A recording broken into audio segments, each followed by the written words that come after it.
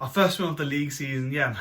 What it's been ages since we actually won a game. Jesus, I heard it was since February since we actually won, and that's fucking hell, crazy, man, crazy. And of course, with the goal we actually do score, it's a bloody own goal, isn't it? It's not going to count as ours. I heard the announcer, and of course, Harvey Nibbs was the person who first celebrated the goal.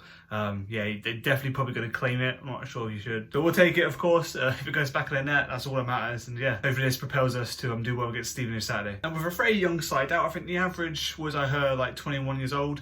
Like the oldest on the field there was a 35-year-old David Burton in goal.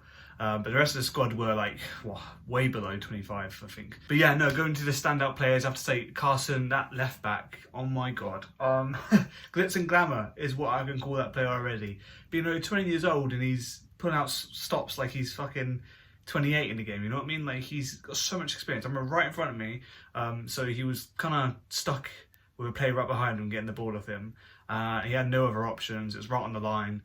He decided just, you know what, kick the ball at the player and it will go out for a throw in. And that's exactly what happened. He did so well. And obviously the Cheltenham player was very much like, oh, fuck's sake about it, because he didn't see it coming. But yeah, no, credit to Carson, man. He's really good at playing it. But he's also great on the attacking side of things. I mean, he put a lot of balls into the box, and every time the ball sort of went out, he was ready to sort of take it on again and just put it in the box again.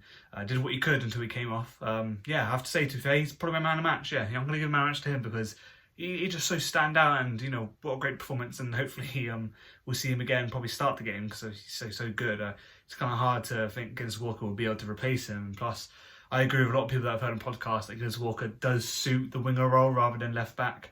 But Carson definitely does a bit of both. That's very good. But yeah, to talk about other players, yeah, I mean, pretty good. I mean, I wouldn't say anyone was just average or below that. We all kind of put the best performance we could. I mean, the concentration was just absolutely elite. Everyone was switched on. No one did any wrong. I mean, Bindon had a bit of a nightmarish moment where he didn't look where he was passing the ball to pass to Button, and Button was a bit out of position, but it went out for a corner, and obviously nothing materialised from that. But yeah, a bit of a heart and mouth moment there for it. But regardless of that, everyone was absolutely brilliant. I mean, Nelson Abbey, the chance of Nelson Abbey, Nelson Abbey. Yeah, I mean, for God's sake, he's definitely future captain. He's one of those players you don't really see coming through as often. We had like Tom Holmes and Tom McIntyre, of course.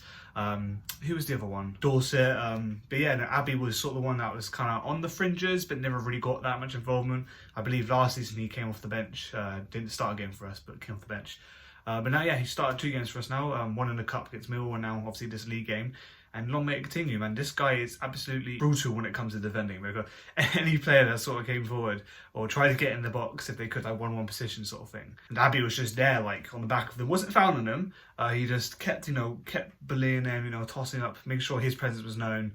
And yeah, just any striker just really couldn't get past him. So yeah, top bloke. And of course, what would be kind of like the elephant in the room here is Luke Southwood in goal for Cheltenham. I didn't realise he actually plays for him until I actually saw him in the warm-up. I was like, oh, that's Luke Southwood. Weird.